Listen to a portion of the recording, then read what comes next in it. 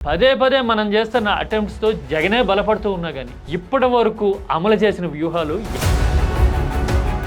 వ్యక్తిగత వివాదాలని రాజకీయ ఎజెండాగా మలచాలనుకుంటే ఫలితాలు ఎలా ఉంటాయో మీకేమనిపిస్తుంది, మీరు ఎలా తీసుకుంటారు? ఆయన చెప్పిన సమాధానాన్ని కూడా మరి రివైండ్ చేసి చూద్దామా? ఎదురులేని అధికారం ఉన్నా ఏదో అలజడి. 5 ఏళ్లు కాదు 15 ఏళ్లు అధికారంలో ఉంటాము అని పదే పదే ప్రకటించుకుంటూ ఉన్నా గానీ ఎందుకో కాన్ఫిడెన్స్ చిక్కుతున్నట్లేదు. రాజకీయ వివాదాలు, వ్యవస్థల వైపు నుంచి ఒత్తిడి పెంచే ప్రయత్నాలు, మీడియా నెగిటివిటీ చుట్టబెడుతూ సాగించే వ్యూహాలు, ఇవన్నీ చాలవన్నట్టు వ్యక్తిగత ఆస్తి వివాదాల విషయంలో రాజకీయంగా ఆరోపణలు చేసి అడ్వాంటేజ్ పిండుకునే ప్రయత్నాలు. ఎదురులేని అధికారం వచ్చిన తర్వాత ప్రత్యర్థి జగన్ రాజకీయంగా నెగ్లిజిబుల్ నెంబర్కి పడిన తర్వాత 11 సీట్లకి అయినా సరే ఆత్మస్థైర్యం చిక్కట్లేదా? జగన్ లేచి నిలబడితే గనక కష్టం అయిపోతుంది అనే భయం వెంటాడుతుందా? కారణం ఏంటి? ఈ క్వశ్చన్కి సమాధానం తెలియాలి అంటే ఇప్పుడు అమలవుతున్న వ్యూహాలు మాత్రమే కాదు, గత 15 ఏళ్లుగా, ఇంకా చెప్పాలంటే అంతకు ముందు నుంచి రాజకీయం ఎలాంటి గేమ్ ప్లాన్ అమలు చేసిందో తెలియాలి. వాటిని తిప్పి కొడుతున్న ప్రతిసారి జగన్కే చేజేతుల ప్రత్యర్థులు అడ్వాంటేజ్ ఇచ్చేయడం అనే సన్నివేశం మనకు కనపడుతుంది.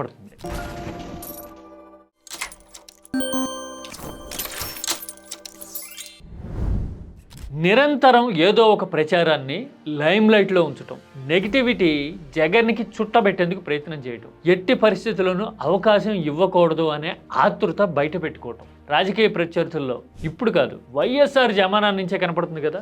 ఏది? జగన్ రాజకీయంగా ఇంకా తొలి అడుగులు కూడా వేయక ముందు నుంచే కనపడుతుంది కదా. 26-27 సంవత్సరాల వయస్సున్నవాడు వాడు, అటువంటి వాడిని మీరు చూశారు కదా. అసెంబ్లీలో వైఎస్ఆర్ మాట్లాడిన మాటలు. జగన్ మీద ఎందుకు ఆరోపణలు చేస్తున్నారు?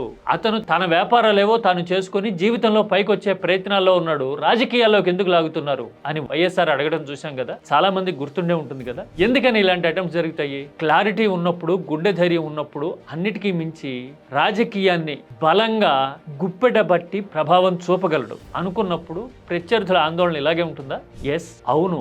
అందుకే అంత టెన్షన్ పడ్డారు అనే విషయం 2019 తర్వాత వైఎస్ఆర్ అస్తమైన తర్వాత బయటపడింది కదా. 1,00,000 కోట్లు అనే ముద్ర వేసేందుకు మీడియా, రాజకీయ ప్రత్యర్థులు ఏకం కావటమే కాదు, రాజకీయ విధానాలు, సిద్ధాంతాలు లాంటివన్నీ పక్కన పెట్టి నాటి కేంద్రంతో చేతులు కలిపి ప్రచారాలు చేయడం, కేసులు బనాయించడం చూస్తుంటాం కదా. ఇది జగన్ ఎదుర్కొన్న ఫస్ట్ దాడి కదా. 1,00,000 కోట్ల ఆరోపణలు చేసి నెగిటివ్ ముద్ర చుట్టబెట్టేసి ఇంత బీభత్సం చేసేసాడు అనే ప్రచారం చేస్తే గనక ఎవరైనా అయితే గుండె ధైర్యం చెదిరి వెనక్కి తగ్గుతారు, రాజకీయంగా అడ్వాంటేజ్ తీసుకోవచ్చు అనే ఆలోచన కదా దీనికి మూల కారణం. కానీ ఏమైంది? జగన్ జనంలోకి వెళ్ళడము, ఓదార్పు ప్రభంజనాన్ని ఉమ్మడి ఆంధ్రప్రదేశ్ అప్పట్లో చూసింది కదా. అలాంటి ప్రచారాలన్నింటినీ తిప్పికొడుతూ జగన్ రాజకీయ పార్టీ పెట్టి బలమైన ప్రతిపక్షంగా నిలబడ్డం 2014 నాటికి కళ్ళ ముందు కనపడిన వాస్తవం కదా. ఆ తర్వాత పాదయాత్రతో మళ్ళీ బౌన్స్ బ్యాక్ అయి అధికారంలోకి రావడం చూస్తే ఆ 1,00,000 కోట్ల ఆరోపణల్ని జనం తిప్పికొట్టారు, డీటాక్స్ చేశారు అని అర్థమవుతుంది కదా. మరి ఆ తర్వాత ఏంటి? అధికారంలోకి వచ్చిన తర్వాత జగన్ అరాచకం చేసేస్తున్నాడు, Jagan psycho sadist, Jagan psychopath. చూశారు కదా. పవన్, చంద్రబాబు ఇలా పదే సైకో లాంటి ఆరోపణలతో మానసికంగా కుంగదీసి అటెంప్ట్ చేయడం చూశాం కదా. అవి కూడా ఫలించినాయి. కూటమి కట్టి 3 పార్టీలు 2024లో అధికారంలోకి రావడం చూసాము.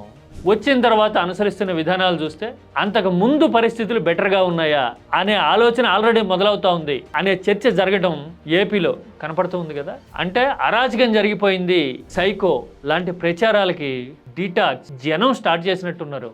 అందుకోసం ఇప్పుడు వ్యక్తిగత ఆస్తి తగాదాలని రాజకీయ ఎజెండాగా మలిచే ప్రయత్నం చేస్తూ ఉన్నాం కదా. మనకి అనుకూలంగా ఉండే మీడియా ఫ్రంట్ పేజీలో ఇలా భారీ హెడ్డింగ్లు పెట్టి రాస్తూ ఉంటుంది. అసలు విషయాన్ని పూర్వపక్షం చేసి డైల్యూట్ చేసేందుకు ట్రై చేస్తూ ఉంటుంది కదా. ఏంటి అసలు విషయము? పారంపర్యంగా వస్తున్న ఆస్తుల్ని పంచుకున్నారు అన్నా చెల్లి. అన్న సంపాదించిన ఆస్తిలో కొంత వాటా చెల్లికి ఇవ్వాలి అని జగన్ నిర్ణయించుకున్నారు, MOU రాశారు. రాసిన తర్వాత రాజకీయంగా ప్రత్యర్థుల విధానాలకి వంత పడే తరహాలో చెల్లెలు వ్యవహరిస్తున్నారు అనే ఆలోచనతో ఆ MOU నుంచి వెనక్కి తగ్గారు. అంటే ఇక్కడ పాయింట్ ఏంటి? ఇవ్వడానికి సిద్ధపడింది తనే, కానీ రాజకీయ ప్రత్యర్థులతో చేతులు కలపడం లాంటి పరిణామాలు చూసి వెనక్కి తగ్గాలి అని నిర్ణయించుకోవడం అన్న నిర్ణయమే కదా.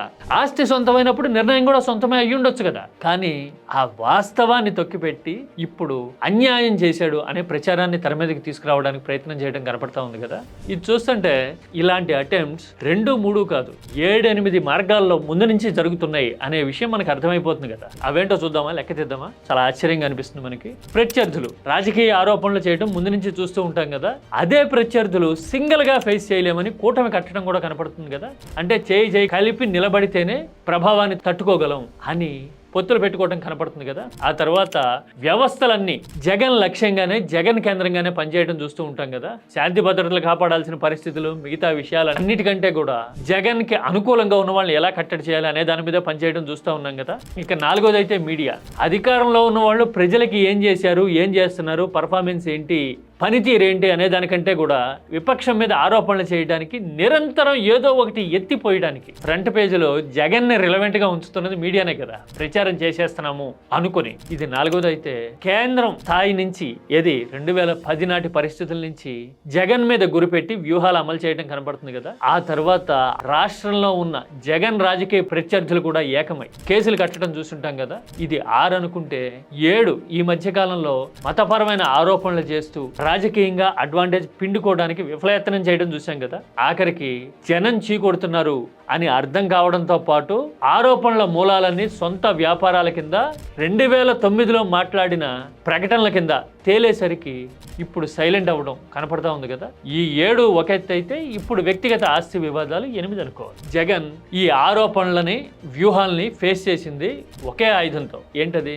జనం మద్దతు. జగన్ భాషలో చెప్పాలంటే, మీ బిడ్డ నమ్ముకున్నది ఒక్క దేవుడి దయ, మీ అందరి చల్లని ఆశీస్సులనే మాత్రమే. చూశారు కదా, పైన దేవుడున్నాడు, మీరున్నారు అనే మాట జగన్ చెప్పడాన్ని పదే పదే చూసుంటాం కదా. బహుశా ఇన్ని కోణాల్లో, ఇన్ని వైపుల నుంచి దాడి జరుగుతూ ఉంటే జనమే చూసుకుంటారు అనే క్లారిటీతో జగన్ ఉంటారేమో అని అనిపిస్తుంది.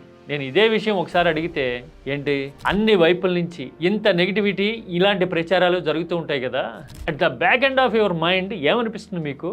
ఎప్పుడన్నా డిప్రెసివ్గా అనిపించిందా అని అడిగితే you should believe in destiny, you should understand the situation with bird's eye view అని జగన్ చెప్పిన మాట చాలా ఆశ్చర్యంగాను, అంతకు మించి ఇంట్రెస్టింగ్ గాను అనిపించింది నాకైతే. అంటే అందరూ నెగిటివిటీ చుట్టబెట్టాలని ప్రయత్నం చేయొచ్చు, శక్తి కొద్దీ అటెంప్ట్స్ కూడా చేయొచ్చు. కానీ ఎందుకు చేస్తున్నారు అనే విషయంలో క్లారిటీ ఉంటే గనక, డెస్టినీని నమ్మితే గనక కాన్ఫిడెన్స్ ఆటోమేటిక్గా వస్తుంది.